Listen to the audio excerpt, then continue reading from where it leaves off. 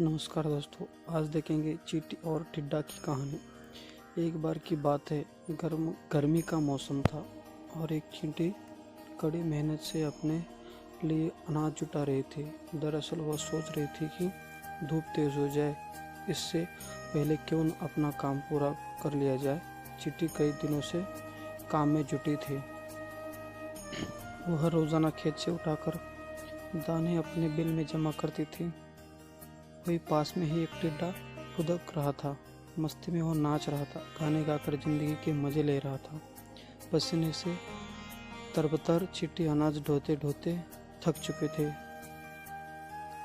पीठ पर अनाज लेकर बिल की तरफ जा रही थी। तभी टिड्डा फुदक कर उसके सामने आ गया। बोला, प्यारी चींटी, क्यों इतनी मेहनत कर रही हो?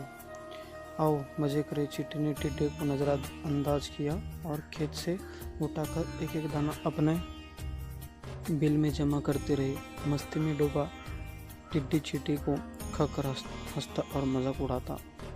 उछलकर उसके रास्तों में आकर कहता, प्यारे चींटी, आओ मेरा गाना सुनो। कितना बढ़िया मौसम है, ठंडी हवा चल रही है, सुनहरी धूप है। क्यों मेहनत करके इस खूबसूरत दिन को बर्बाद कर रही हो? टिड्डा की हरकतों से चींटी परेशान हो गई। उसने समझाते हुए कहा, सुनो टिड्डा, ठंड का मौसम कुछ दिन बाद ही आने वाला है। तब खूब बर्फ गिरेगी, कहीं भी अनाज नहीं मिलेगा।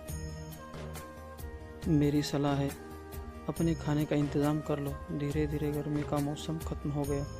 मस्ती में डूबे टिड्डे को पता ही नहीं चला कि गर्मी कब खत्म हो गई। बारिश के बाद ठंड आ गई। कोहरे और बर्फबारी की वजह से बहुत मुश्किल सूरज के दर्शन हो रहे थे। टिड्डे ने अपने खाने के लिए बिल्कुल भी अनाज नहीं जुटाया था। हर ओर बर्फ की मोटी चादर पड़ी थी। भूख से टिड्डा तड़पने लगा। टिड्डे के पास बर्फबारी और ठंड से बचने का भी इंतजाम नहीं था। तभी उसकी नज़र चींटी पर पड़ी।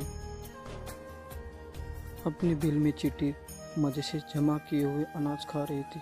तब टिड्डे को एहसास हुआ कि समय को बर्बाद करके उसे फल मिल चुका है। भूख और ठंड से तड़पते टिड्डे की फिर चींटी ने मदद की। खाने के लिए उसे कुछ अनाज दिए। चींटी ने ठंड से बचने के लिए खूब घास फूस जुटाए थे। उसी से टिड्डे को अपना घर बनाने के लिए कहा। कहानी से सीख ये है कि अपने काम को मेहनत और लगन के साथ करना चाहिए।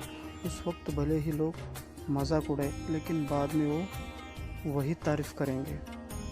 वीडियो अच्छा लगे तो लाइक करें। जय हिंद।